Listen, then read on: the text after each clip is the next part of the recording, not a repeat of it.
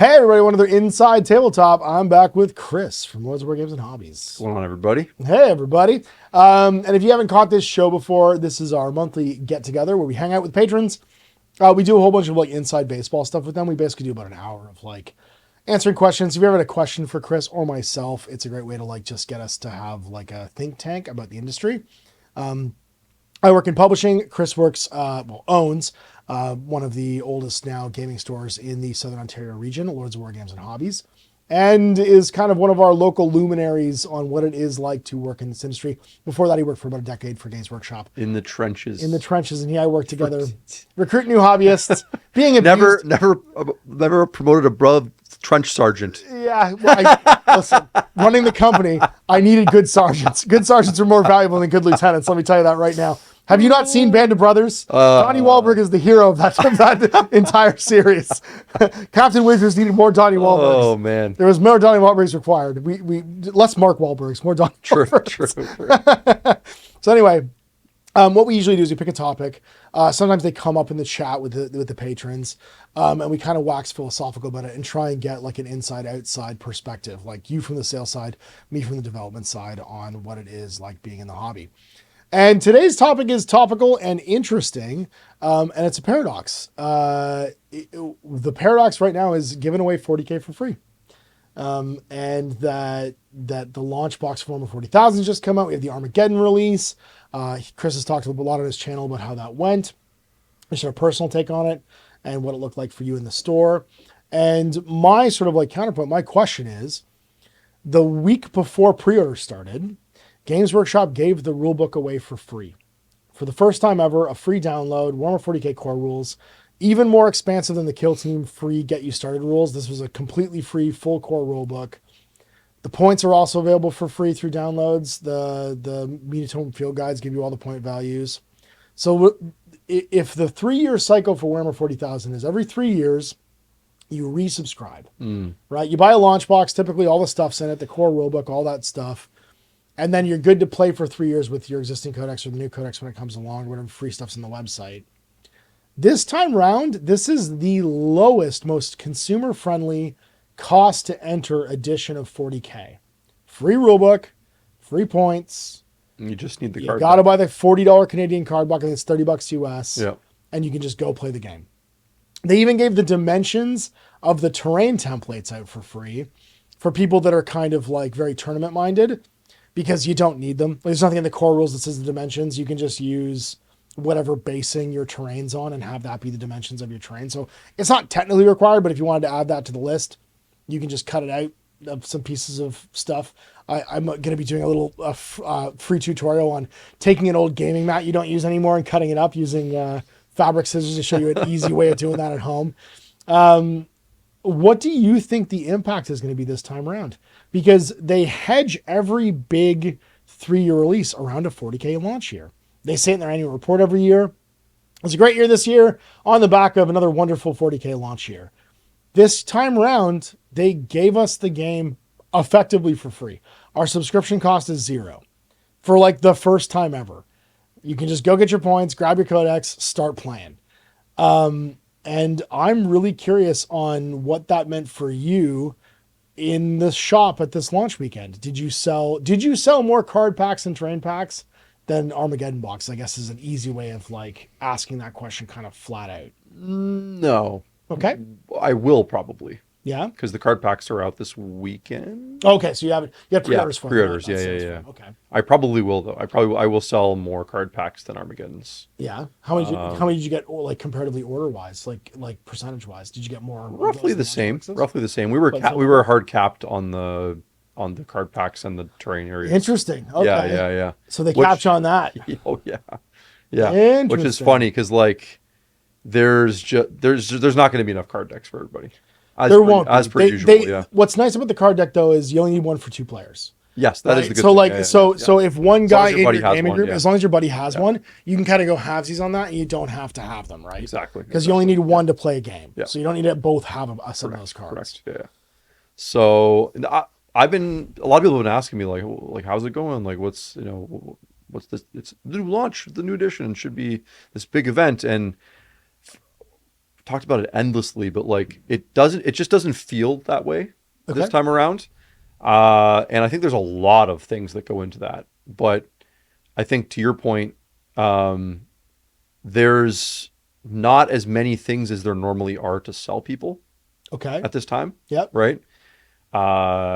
It's been a while since we didn't blow up all the books, for example. So we've usually had like indexes and stuff like that. Or like the AOS thing where they gave you all these like downloads. This is the first 40K edition that like, I mean, the rule book is $30 and it's paperback, but it's, I mean, you could argue this has been happening for a while. They've been making the rule book less and less relevant for a couple of editions. But I think they finally just said, okay, it hasn't been that relevant.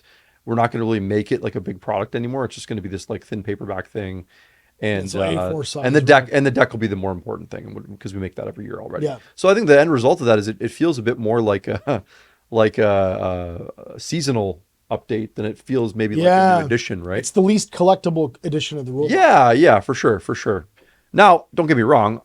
There's still a lot of people are going to sell a lot of Armageddon still. Like, of course they will. For a lot of hobby shops, that's going to make their summer. If you're excited about those armies, slam dunk, right? Yeah, so great miniatures.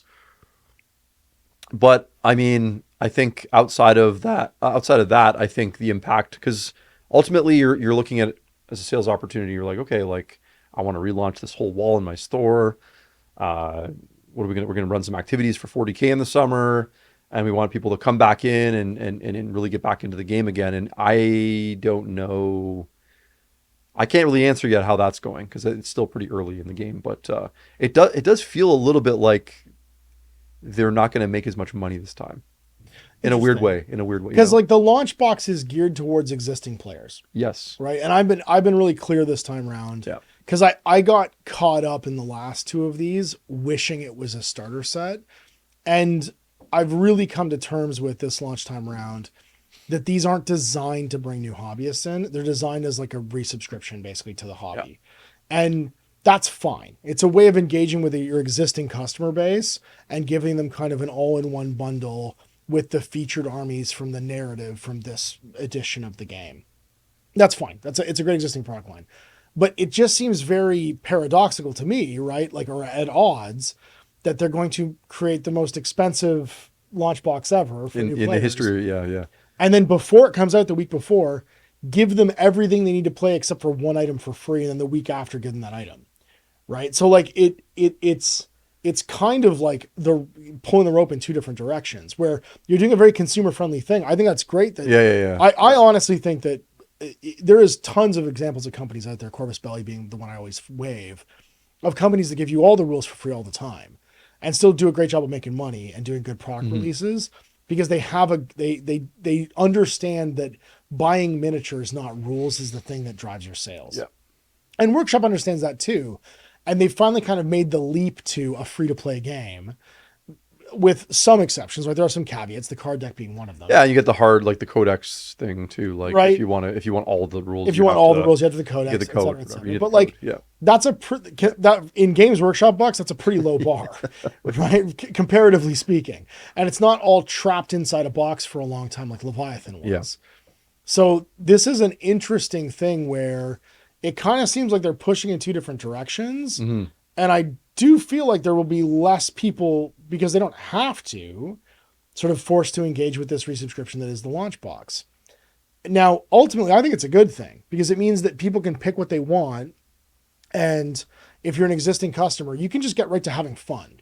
And that encourages you to like add the unit you wanted to add. Or, you know, from your point of view as the retailer, it encourages sales because it just means that like, now that I'm playing the game this way with attachments and attachment points and the different orientations, like your force disposition and stuff like that, it encourages purchasing. But there's still this idea that like, but you made all these Armageddons, you know what I mean? Like what, how do these two things go together? And how do you think it's going to be a thing? If you were to prognosticate a little bit, like, how do you think it's going to affect you going forward in the store? Like, will you see, do you think the week after you start selling those card decks, how much people playing 40K? No, it just feels business as usual. Yeah. Yeah. It's very business as usual. Yeah. There was a lot of deflationary forces leading up to the release. I think that like kind of took the wind out of it being like this big event. Well, including giving it away for free. Well, that's what I mean. Like you don't have questions. You drip feed sort of like all the stuff, and people are coming in as like full knowledgeable consumers. Yeah, And that's you know what I mean? exactly You know it. what I mean? They won't Yeah. come in to look at your rule book from your advanced copy and like pour through it. Like we used to get that happening all the time. We would be working at a Games Workshop store and we would send out advanced copies to all the retail managers. And you would spend the next week before it came out with people just constantly flipping through that book. Remember you used to send army books early? Oh Like yeah, the High Elf yeah, Army yeah, book? yeah, yeah. And you'd have 100 people just sit Oh in the man. store to like read Yeah, through the High Elf Army exactly, book and exactly. look at it. Yeah, yeah.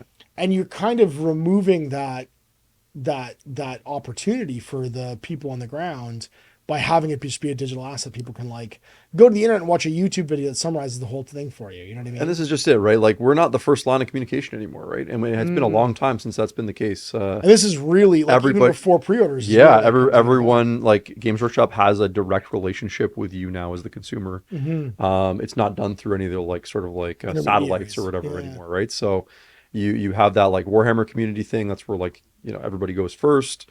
You have like influencers that do and talk about stuff. So like by the time people come in the shop, they a lot of minds are made up already on what they want, what they want to do, and maybe to pivot a little bit, but like we were missing sort of like that major tool this edition to really kickstart like a really big sort of like introductory kind of drive, I guess. And that's where like we've kind of criticized GW on our channel about not really giving Combat Patrol any new looks this edition. To the point where it's almost like have you even mentioned it at all? Like, you know what I mean? Like, it's really like a missed opportunity in my opinion, because that's the kind of thing we would be really hitting right now if it was really given the kind of new attention, and maybe like a reformatted kind of thing. Because that's if you're a hobby shop, that's like your bread and butter. Yeah. Small games, low points costs, easy entry, buy a kit and play, that kind of thing. Whereas now it's just like, okay, like you're selling stuff to existing customers. Yeah, I don't know. I haven't really felt or seen the kind of wave of new people just coming in being like, oh, the new edition's out and like I want to check it out again. Like it doesn't seem to be, I don't know. It's weird. Yeah. Because they would have already got all that information already, right? Like, that's true. Yeah. Not, like they got to, how many months has it been? Or they've been talking about the new edition? Since Adepticon. So like it's been 3 months of news articles and here's this rule and here's what's going on here. So it's like, this is just like the end of a very long story, So. And it's funny too, because one of the biggest sales tools in Warhammer 40,000 is how do I make an army? Like, how do I make an army and what are the points? And they've given you the points, but they haven't, until people have the card decks, which they have now that Armageddon's out, the mustering and army section is actually in that card deck. Yes. Which is very, and all the maps and deployments and stuff. It's funny the stuff they've taken out of the core rules. Yeah, because they've really, it feels like they've done the Age of Sigmar thing where they want everything to bolt on top of the core rules. But in doing so, it doesn't actually tell you, like, what do I need to buy? They want to be allowed to, like, change it every year, too. I think so, yeah. And it's seasonal. And so, like, you're like, is this a new edition then? Right? That's kind of, I get that they've made core rule changes. And to be fair, like, the muster rules are pretty friggin' light. Yeah. And, like, the detachment rules only appear in the app, which is very funny. So, like, you don't actually have any printed version of what detachments are, what detachment points are. They're literally just a line in the app. Mm-hmm. Like, it's not in the card deck at all. So you have in the card deck, it says get armies of an equal point value. Okay, cool. Done. 1,000, 2,000, 3,000. These are your point levels. That's how I make an army. Perfect. 40K has the loosest force construction it's ever had, where you just take whatever you want. Then it says you can only have X or Y number of things, can't duplicate these things more than once, blah, blah, blah. Great. Okay, so some very simple parameters for selecting my units. Done. The detachment stuff, though, of like, pick a detachment, these are the models in that detachment, they often have the keyword that is applied to that detachment. Yeah. That's all in the app. Yep, exactly. So, like, you don't even have that as a printed document this time around. So, weirdly enough, that stuff came out before the card deck. It did. Because it's in the app. Because everyone was talking about it before then. How many detachment points are you get and you spend here? Yeah, and they've already had to retcon it where you can always take a single detachment no matter how many detachment points it is. They're already changing that rule because you couldn't take 3-point detachments in a 1,000-point game. But then Warhammer Community is like, oh, no, you can take any detachment you want as long as it's by itself. Only one detachment. Cost only matters if you're using more than one detachment. Right, okay.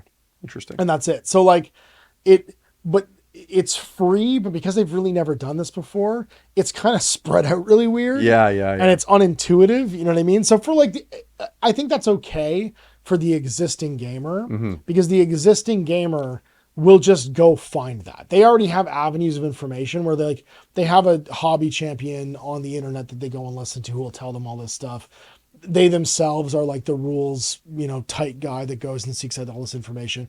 You've got Discord, you've got 1,000 other places that you can find this 100%. stuff. Yeah. But if you were, that's again, and this is me taking off the hat of like pontificating about this needs to be a beginner product. It doesn't. It's just providing information to people that already know what this stuff is and already have a million outlets for receiving that information.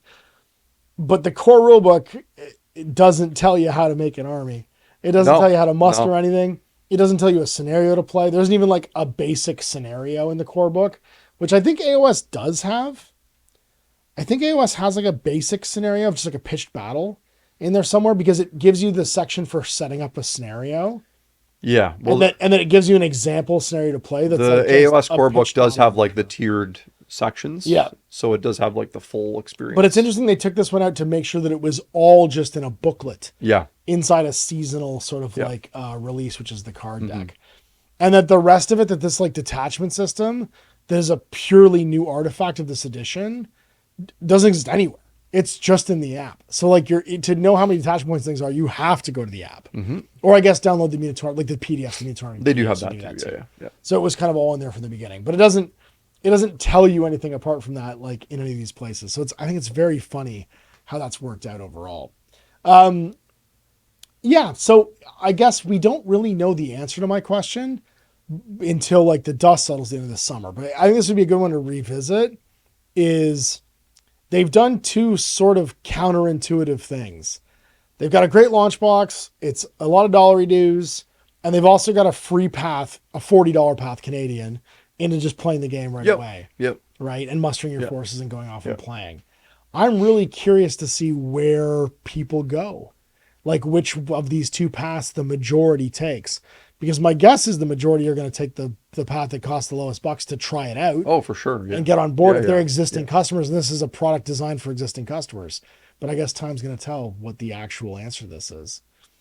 Yeah, I think just from a raw dollar standpoint, like, not everyone's going to buy it's not mandatory. It's not mandatory. And it's like, quite frankly, out of the reach of many people as well, financially, for just like to basically have to buy a Nintendo Switch. It's like console bucks, right? Like they've hit that level where it's console bucks now, right? So that's a thing. So I guess what we could speak to wrap this up then, though, is because I was hypothesizing, you kind of hinted that it was real. Have you seen the flow, you being the source of the flow of information about things, go down? Like, is that something you can confidently, objectively say, like, less people come into the store to look at the new rule book or to ask? Oh, absolutely. Yeah. Nobody has to look at the rule book. Yeah. That's not really what happens anymore. Yeah. Yeah. Really? Yeah. People, not even the models come and look at the models. No, not really. Yeah. I mean, it's just like, it's such a it's already out there. It's so, oversaturated. I think people are just like, people got 10 days to chat about the rules and the detachments and the points. And like, by the time we got to the release, so like my job now is just to have conversations being like, oh, what are you planning to build for the new edition? What changes happen to your army that are interesting? How the points and just facilitate for people. But a lot of people have said they've had those conversations with their friends already and online, watching countless videos online already about opinions about this or that or whatever. So it's such a different beast now. Yeah, for sure. It's going to be interesting to see what they learn from this. Yeah, because this is kind of the first time they've done like a fully free game since AOS, and in AOS it went away. Right? Yeah. Like it eventually went away, and that wasn't the case where the rules were free all the time. The app was actually great. Like the free app for AOS second edition was fantastic. It was one of the best apps out there at the time. Really good. It ran slow because it was all image based. It wasn't like a text database, but it was still like as the pre-order weekend, the cards went up. Like back in the AOS 2 days, the cards updated on the AOS app the same day pre-orders went live. So everybody could see the info the time they were most excited about it. And they had like a good thing rolling. And then I guess they couldn't really quantify what it was doing for them. And they just got rid of it. and it went to the codes in the book. Battle Tome process is the same for 40K now.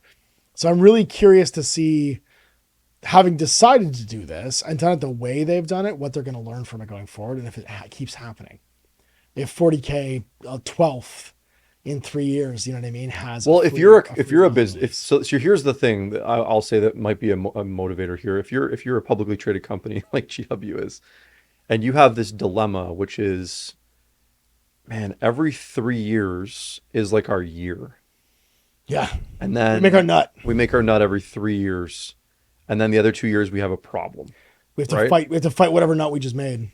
So I wonder if part of this is like almost intentionally deflating that effect, so that they can draw this out more evenly across 3 years for the benefit of the shareholder and nobody else really. I mean, that's very cynical to say that, but like, it would make it less of a problem. Like if we move to a model that's like less like a brand new edition of the game every 3 years and like huge buy-in and all this stuff, to like every year we kind of like relaunch 40K a little bit, right?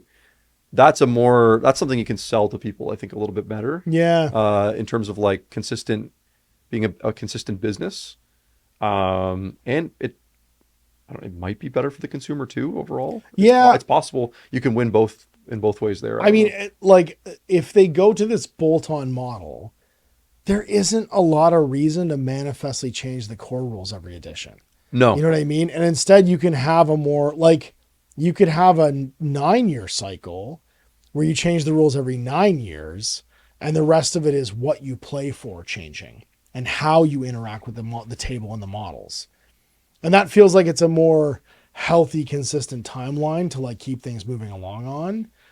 And you can have like a big campaign or you know what I mean? Like you can do things that sit for long. I wonder if this is their way of like, what we won't see until we see the new format of the codexes. I'm really excited actually this Friday to see if they change something, because this would be interesting to see if like this new core book is how they start walking themselves out of printed materials more. If we get A5 scale codexes, that would be so. Imagine they take all of the lore, all the fluff, and all the information about the units, and they take all of that out of the book. And we get 3rd edition codexes. And you get like a skinny 3rd edition codexes, rules thing, remember? Basically. Yep. And people lost their minds, but we had 3rd edition, 4th edition that was just those like softback codexes.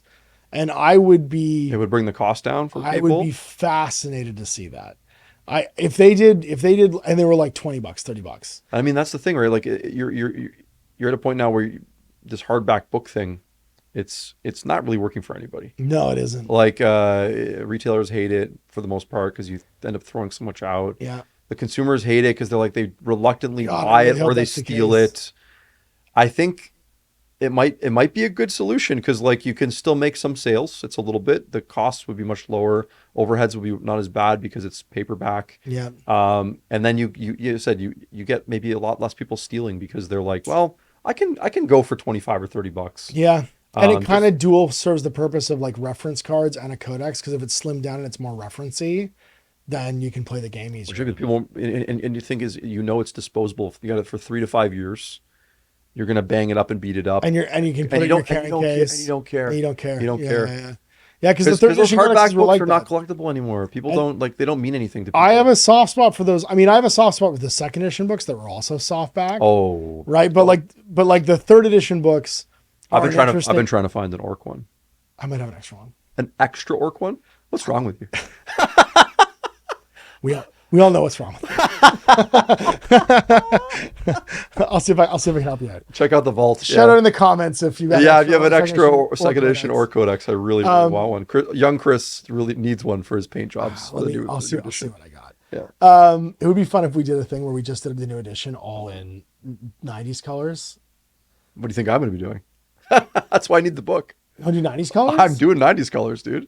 We're going bright, dude. We're going goblin green bases. I would go all the way. Oh, I love you so much. And then we could play 2nd edition with the same miniatures. That's a scarier thing, but sure. I'd do that for you. It would, dude, a competition would be like a 2,000 point army. You understand how many points that would be? I was 11, dude. I tried to play 2nd edition. My head exploded. No, it's happening. It's happening. You heard it here. Tell me in the comments if you want this to happen. Yeah. It's going to be interesting to see if they stick with it, they don't stick with it. And we have this like we have this train leaving the station right now. We don't really know where it's going to go. But I think a consumer-friendly thing like free rules, and if they went to like a lower bar or a lower overhead for the print material required, would be really good and healthy for the game. So if it happens, we're geniuses. If it doesn't happen, free idea for you, Games Workshop. Print the rest of the codexes in softback A format. Some people will absolutely fucking hate them, but if they're $25-$30 Canadian, they'll sell. They'll sell. Put the code in the box. You can use. I just feel like of course, nobody cares what I think. Starting with that, but like, if they were to ask retailers, what would you like to see? I would be perfectly happy. To me, that's something I can sell to way more people. Yeah. Also, it's like if one thing the Arcane Journal thing has shown. So they're doing this for Heresy and Old World. And Old World, yeah. Is that $30 price? I'm talking Canadian dollars here. Funny bucks. Yeah, funny bucks. $30. $30 is that like perfect sweet spot? Because it's like basically what $15 used to be, Yeah. Where it's like, I collect Old World generally, or I collect Heresy. Of course, I'll get each of these. I'll pick up the new journal every couple months. Why not? Yeah. It's just it's something I'm interested in. It's three paints, dude. It's 3 contrast paints. Jesus, right? And that's horrifying. I think that's if they were paying attention, I think that's a lesson to learn. There is that price point is really good. It's a competitive price point. Yeah, and people like the hardback. People that care about books will keep any quality of book. Mm-hmm. It doesn't have to be hardback. You're not going to lose those people. You're not going to lose those people. No, absolutely. They might gripe, they might complain, but at the same time, you'll just sell more, and you'll get more out there, and more people play the game, which I think is important. Yep. So there it is, the paradox of free versus premium. Although it's slightly freemium because you need the card packs and the spread outness of the rules as our talking point for today. And I guess we'll revisit this down the road, or you can, if you're in one of these in the future, ask us some follow-up questions after the summer's over. And find out what the sort of like impact's been, how it's gone generally. So my favorite thing to do is like, if you go to your local hobby shop and you see a giant pile of Armageddon, snap a picture and send it to Chris. LordsOfWarStore@gmail.com. LordsOfWarStore@gmail.com. I love collecting that. You love collecting stacks. Hey, take a picture of yourself in front of it. Can be your local GW. Can be your local independent retailer. Yeah, find us. We're trying to build a fort. We're going to build a mural in the store of all the forts out there. We're mapping the forts. Fortmageddon, we're going to call this. Fortmageddon 2026. Let's go. Let's go. Yeah, snap a pic. Let's do it. Don't send it to me. Send it to Chris. All right, so where can people find you, dude? Besides your email address you just put on the internet. Yeah. I mean, that's so much. That won't possibly go wrong. What could possibly go wrong? I would have registered Fortmageddon at gmail.com if I was you. Well, it's gone now. It's gone now. Yeah. Oh, man. We have a tiny little store in Oakville, Ontario. So if you ever buy, you come by, give us a visit. It's always fun to chat with people. Yeah. LordsOfWarGames.com if you want to place an order in Canada. If not, you can check out our YouTube channel, Lords of War Games and Hobbies. We have a hobby channel where we jibber jabber about the hobby, and we have a shop talk one that we kind of do sort of like what I do today. Yeah. So sweet. Yeah. And if you're GMG Patron, hang out because we'll be doing more of our behind the scenes. For the rest of you guys, we'll be back next week with another topic. Big thanks for watching. Thanks, Mash. Bye.